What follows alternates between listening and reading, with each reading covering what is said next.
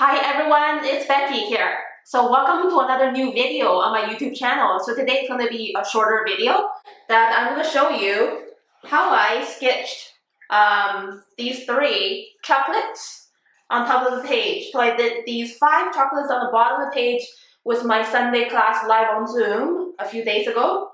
So I'm going to show you that. So I got the chocolates from a student in the kids art class. Okay, so I just started with the contour outline of the chocolate wrapper, which is kind of like a really loose umbrella opened up. And then I'm working on the contour outline of the heart. Yeah, so there's symmetry between the left side and the right side of the heart. Now adding the 3-dimensionality of this 3D shape, and then these 3 drizzles of chocolate on top. Now using very gentle hand pressure and loose lines to get the wrinkles of the wrapper done. It's all going into a vanishing point in the middle of the wrapper. The chocolate is also kind of like it's glowing with radiance. Yeah, so that's why I want to include the wrappers and not taking them away. They make the chocolates look more lively. Now I'm doing the contour outline of the little cube-shaped chocolate with colorful stripes on it. Yeah, so the top is almost a perfect square, slanting sideways, and this is the 3D shape of the cube on the bottom. Now, just using gentle hand pressure to get these stripes done, which are almost like colored lines. And then the wrinkles of the wrappers all going into a vanishing point in the middle of the wrapper. It's also kind of like a little dress for the chocolate. And just accentuate on the brim and the bottom edge of the wrapper. Now it's time to sketch the next one, covered with coconut. Again, starting with this pretty round contour outline of the opening of the wrapper cup. A little fold there in the front, and then drawing this circular shape of this piece of chocolate. Now I'm going to summarize the coconut chips. So just focusing on what I'm seeing on the surface of the chocolate and just keep moving my pen really fast without looking at the paper and start judging. So this is a super quick and spontaneous summary of the surface of this coffee. I might be missing a few pieces here and there, but I got the texture of the coconut on the chocolate, and then same idea for the wrapper. The wrinkles are all going inwards. Okay, now let's check out the names of these chocolates. The heart one is named passion fruit. And just writing its name down beside it. This one is goat cheese and Chardonnay, which is a kind of grape. Yeah, so this is like a little museum of chocolates. More in the back. This one is called Snowball. Okay, so now it's time for the fun watercolor painting part. So my current palette is the Mungyo brand Watercolors. It's professional quality watercolor paint made in Korea.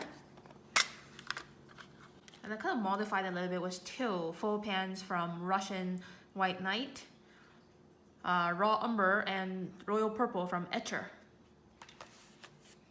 So for the painting part, I'm always using just 2 water brushes. These 2 are from Holbein, made in Japan, and a towel to constantly clean the brush tips when I'm changing colors.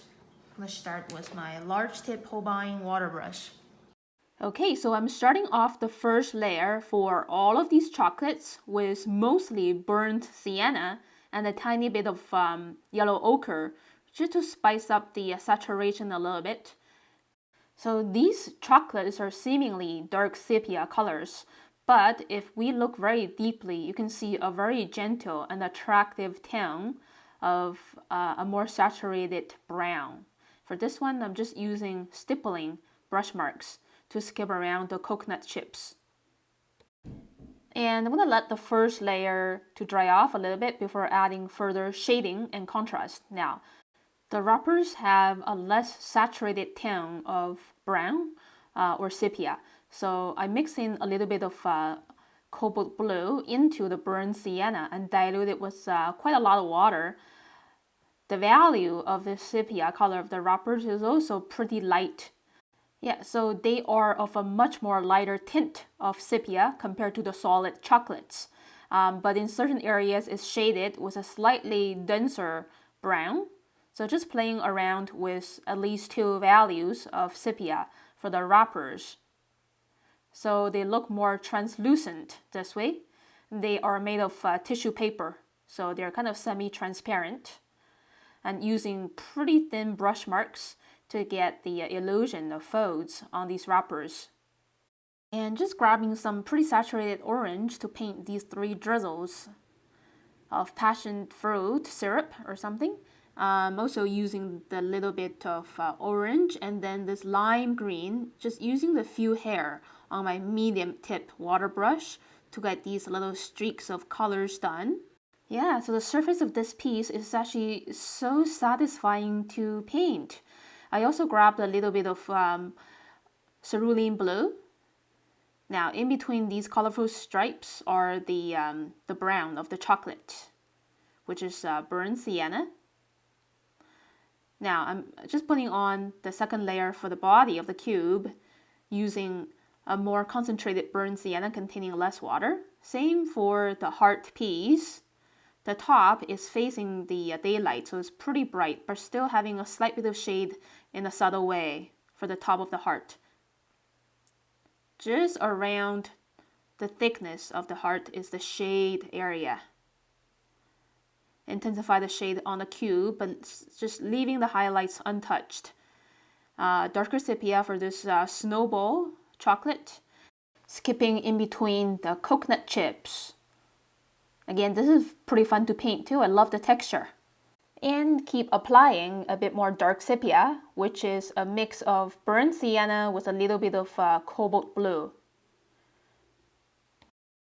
And a few more stippling marks for the snowball chocolate. And it's okay to have brush marks sometimes to show the texture of something. You don't have to flatten down all of your brush marks. Same as the paper wrapper.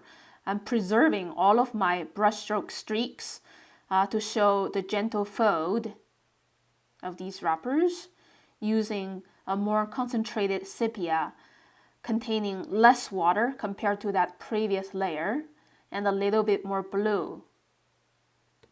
So basically when we're painting very much everything in the world, it's very important to start with the lightest value. As you can see my progress so far, I'm adding my darkest values pretty later on in the painting on the top layer. Yeah, just having fun using these thin brush strokes to get the folds or the wrinkles of the wrapper.